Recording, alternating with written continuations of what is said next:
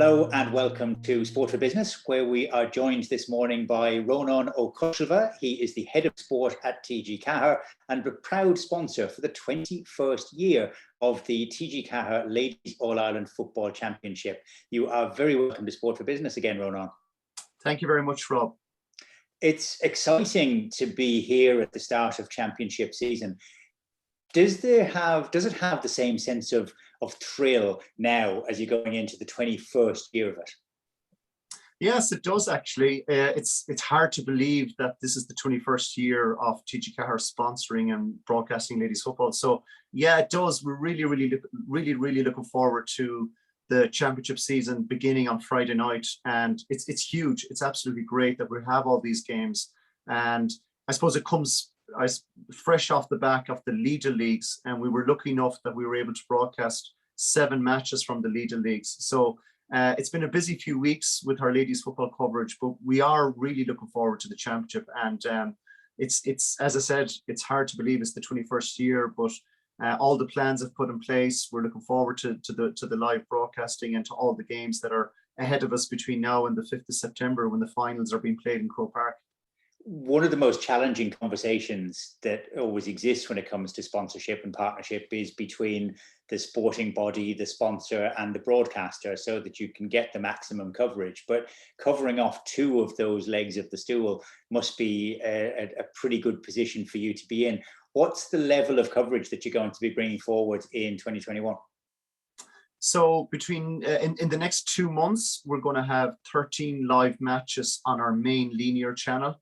So that's starting on Friday night with Galway against Kerry in Cusack Park in Ennis. So it's great that we have these matches on Friday evening in a prime time slot, and again raising the profile of ladies football and bringing it to a wider audience as possible on linear television. So in the next 2 months, it's going to be 13 live games, but the LGFA will also be streaming the rest of the matches on their portal. So you're looking at a total of 63 matches being shown between now and the 5th of September from the various grades from senior, intermediate, and junior. So it's a huge undertaking, but we're working very closely with the LGFA, and we're really looking forward to the fact that all these games will be available. As I say, 13 of them on TG4.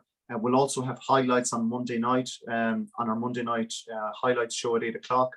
And as I say, 50 games then will be shown on the LGFA portal, similar to what was happening with the Leader Leagues over the last few weeks. So those games. So as I say, a total of 63 matches. So it's a huge amount of games, and we're really looking forward to it.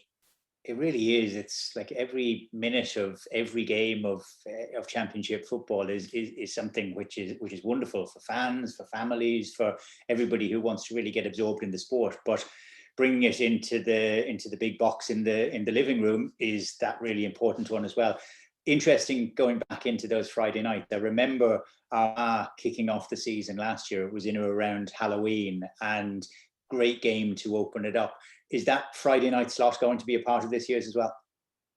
Yeah, so we're lucky enough that Galway and Kerry are able to play on this coming Friday, and it's great. So we are looking at a few slots for Friday night, and obviously we're very conscious of player welfare and not asking inter-county teams to travel long distances or anything.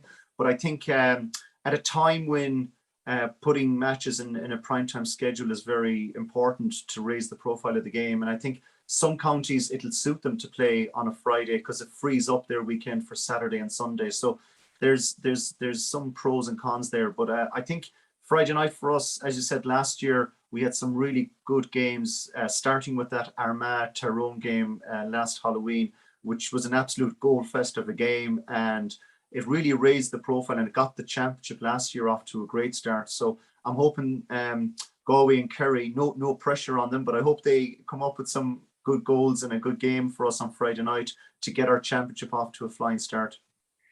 The question of streaming is something that we really could have only dreamed about in terms of the scale that we've reached, even as little as 2 years ago. But COVID and lockdowns and everything have really transformed that at a great accelerated pace. How is that for you as head of sport in a, in a mainstream free-to-air TV broadcaster? I know that you were always ahead of the game in terms of carrying a lot of material on the YouTube channel anyway, but has it changed the entire dynamic of what it means to be a broadcaster? It hasn't really. I suppose for us, we were over the last number of years, we were streaming matches on our YouTube channel anyways, and there were a lot of various sporting events that we had already done on broadcast on YouTube. But I suppose it doesn't have a huge effect on us as a broadcaster, but it's certainly, we know by our daily dealings with the national governing bodies and various sports organizations and federations that it has really opened the door for them in terms of the coverage that they're able to provide.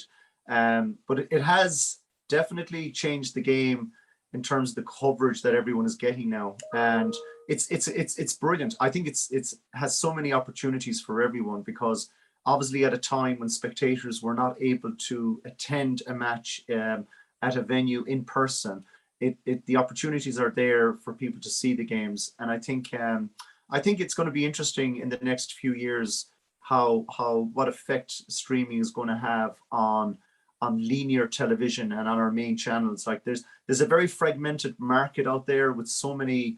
You've dedicated sports channels like Sky Sports, BT Sport, and so on, and Virgin Media Sports, and then you've got the rest who are the terrestrial broadcasters like ourselves, and then you have the YouTubes, the Amazons, and all these waiting in the wings as well. So, and then obviously every sports federation at this stage are putting content up on their own YouTube sites. So it's quite I just find it's a very fragmented market, but I think it's a win-win situation if you're a sports fan, because no matter what game, small or big, that you want to see at this stage, it is available for you there. So it's going to be interesting to see in the next couple of years what it means for all of us, for broadcasters, for the sports federations themselves. So it's interesting times. I think creating that right sense of enthusiasm amongst niche audiences is always going to translate into bigger audiences for the bigger games when they come on to free-to-air television as well. And of course, it's going to be a busy summer and a busy year. You've got matches coming back in the new United Rugby Championship. You're back in Ballybrit for the Galway races, for Race Week for the first time in 15 or 16 years. Exciting times for TG4. Yeah, it is. We are thankfully, we're having a particularly busy time. Our live coverage of the Tour de France is continuing at the moment, and we have Ladies Football Championship starting. We also have a lot of under 17, should I say, and under 20 GAA matches coming up in the next few weeks. So quite a busy time, which is a great complaint. We need to brush up on our Irish language skills so that we can absorb all of that in its full experience. It has been a pleasure, as always. Congratulations, 21 years as sponsor of the TG4 All-Ireland Ladies Football Championships and the main broadcaster as well of both that. You'll be back at Galway, you're doing the Tour de France, you've got the United Rugby Championship matches. Wonderful time to be head of sport at TG4. Thanks for taking the time out to share some of the moments with us this morning. Ronan O'Coisdealbha. Thanks very much, Rob.